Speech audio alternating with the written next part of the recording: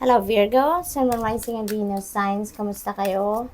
Sana ba'y nasa mabuti kayong kalagayan. Welcome back po sa Star Tarot. Kung bago kayo rito, welcome din kayo. Thank you for your support. I truly appreciate it. God bless you all. Virgo, po na mensahe ninyo dream. Ayan, so huwag kayong tumigil mangarap. No, yan ang reminder para sa inyo dito. Continue to dream kasi libre naman to, 'di ba? Ang maganda lang din dito, no, na kapag nangarap tayo, isipin natin na mas maganda if we are going to live that dream, 'di ba? Kaya this could also be a reminder for you, no, na kung meron na kayong mga pangarap, gawan na ninyo ng paraan. Kasi maaring sa ngayon, no, ano man ang inyong mga pinapangarap, whatever it is that you have set your mind, no, or in your mind to, baka nandito na yung opportunity para may sa katuparan mo na to. Kaya be on the lookout, no, for those opportunities na maaaring kumakatok na sa buhay ninyo sa ngayon. Kasi maaaring ito na yon, no, ang magiging daan para matupad mo na din ang inyong mga pangarap or para makapagsimula ka na ng journey ninyo patungo doon sa pagtupad ng inyong mga pangarap. Okay? We have journey. Ayan, may travel siguro. Ang iba sa inyo dito, Virgo. Ilang weeks na to, no? Or ilang araw na lagi kayong may travel energy. So, most likely, ang iba talaga sa inyo rito, baka magta-travel talaga kayo. Baka mamamasyal, you know, or baka mag-adventure, no? Baka hanap buhay to, trabaho, or baka magbi-visit kayo sa pamilya, yung ganon. So, whatever the case may be, you know, yung travel na to, maaring yan ay, related din, siguro din sa ninyo, sa mga pangarap ninyo, no? So, pwedeng ganon. Pwedeng may link talaga ang dalawang ito. Optimism, after each rainstorm, there will be clear skies. Ayan. So, napakagandang reminder ito para sa'yo. Paalala, no? Na remain optimistic. Be optimistic lagi, no? Dahil, ano man ang sitwasyon natin sa buhay, no? Laging temporary lang yan. Nothing is permanent. Nothing is yet set in stone. No? Lahat nagbabago. Kaya kahit yung mga bagyo, no, sa buhay natin, yan ay matatapos din. Kahit ano man ang problema natin sa buhay, merong katapusan yan. Kaya wag lang kayong sumuko, no? Okay? Wag lang susuko. Continue to be optimistic. Continue to project positive energy or positive mindset. Kasi lahat magbabago for the better, no? Kailangan lang natin na pagtrabahuan ito, kailangan natin pagsikapan ito, at lagi lang tayong umasa, no? For the best possible outcome. Kasi when we are hopeful, when we are optimistic, you know, we are attracting good results. We are attracting solutions. We are attracting positive things and situations sa buhay natin. Okay? Kaya, yun lang, alalahanin natin lagi, no, na lahat ng problema na dumadating sa buhay natin, may purpose yan. At lahat ng problema na dumadating sa buhay natin, may solusyon yan. Okay? Tsaka hindi ibibigay sa atin ang kahit anumang problema na hindi natin kaya i-handle or hindi natin kayang solusyonan. Okay?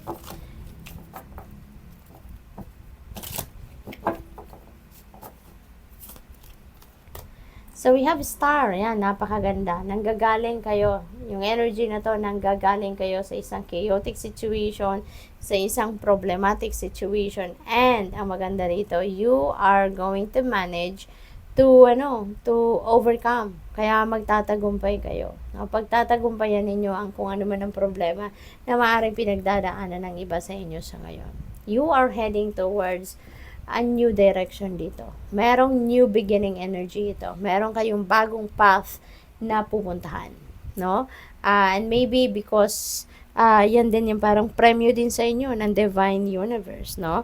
Premyo din yan for the job well done, ano? Sa pagharap ninyo sa hamon ng buhay. Ay, hindi kayo sumuko, no? You continue to work hard and work for it hanggang sa, ito nga, magtatagumpay kayo. This is also a wish fulfillment energy. Kaya most likely meron kayong mga wishes dito na magtatagumpay or magka-come to fruition. King of Swords, maybe there are a lot of information na maaring dadating sa inyo rito. Possible na yung mga impormasyon na to baka ni-research ninyo or baka yung mga information na to ay galing doon sa mga taong papakiusapan ninyo na tulungan kayo, or there could be people dito na parang professional siguro that you're going to consult, depende sa area, no, of life na nangangailangan kayo ng advice. Pwedeng magkukonsulta talaga kayo dito sa mga professionals and seek for professional opinion or professional advice, no? So good luck sa you dyan, Virgo. We have death energy, things are going to change, no, for the better. Napakaganda, na i-excite ako kapag merong death energy. This is, as a reader, ano, this is one of my favorites na energy sa buong tarot deck. Kasi, di ba, pag merong pagbabago, ibig sabihin, you are up for a beautiful change. You are up for growth. You are up for thriving, for yung parang nagmamature kayo emotionally. Kasi open kayo sa pagbabago.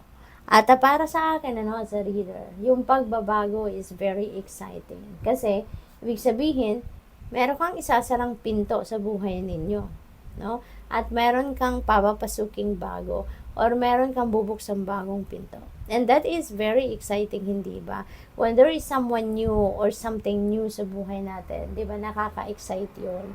At kasi, yung parang binibigyan kayo ng universe ng bagong pagkakataon, na maka-experience kayo ng bagong experience. Masaya, maganda, exciting, di ba? Kaya parang ganun din ang magaganap sa buhay ninyo sa ngayon. You are going to, parang you are going to put an end to those things, situations, or relationships ninyo with someone or with the people na alam ninyong hindi na to nagsiserve ng inyong highest good. Kaya, na kayo ngayon? Out with the old energies and in with the new. Kaya napakaganda na parang bibigyan ninyo ng bagong bihis ang buhay ninyo sa ngayon. No? So, this is very exciting. At ang mga pagbabagong ito could be in any area of life, depende sa inyong sitwasyon. Pwedeng sa relationship talaga to, pwedeng sa pamilya, trabaho, career, negosyo, kaibigan, diba? It could be anything. It could be in any area of life. But, ito, nahaharap kayo sa isang magandang pagbabago, isang positibong pagbabago. No? The Lovers in reverse. Ayan. So, may conflict. Ang iba sa inyo rito. Merong conflict, merong hindi pagkakaintindihan kayo with your person or with your mahal sa buhay. So, maaaring meron ditong problema ang iba sa inyo pagdating sa marriage, sa inyong romantic relationship, or sa pamilya itself. So, parang may ganon. Baka ito ay mga hindi magandang desisyon na nagawa ninyo at maaari ngayon nagsasuffer ang inyong pamilya, nagsasuffer ang inyong relationship, yung mga ganon. So, there is definitely an imbalance pagdating sa inyong relationship at maaaring baka ito yung masosolve ninyo, yung conflict na to, kung ano man ang naging dahilan ng hindi ninyo pagkakaintindihan with your person, maaring ngayon ito yung babaguhin ninyo. Maaring ito yung itatama ninyo.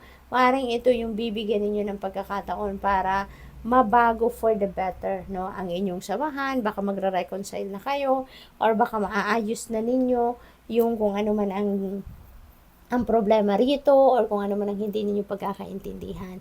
Pwede rin, Pwede rin for some of you, kasi syempre iba-iba tayo ng sitwasyon. Pwede rin na kung hindi ninyo maayos ang inyong sitwasyon dito, baka tuluyan itong maghiwalay. Baka tuluyan meron ditong magkaroon ng separation, no? Or dissolution of marriage, no? So, pwedeng ganun din ang ganap. So, just take as it resonates. Kasi general reading ito. This is reading for the collective. Kaya kung ano lang pumapasok na mensahe, yun lang ang nire-relay ko sa inyo. At kung hindi mag-resonate sa inyo, then don't take it kasi ibig sabihin, hindi yan para sa iyo. So, just take as it resonates. Thank you. So, that's all I have for you for today. Thank you for watching Love and Light. Namaste.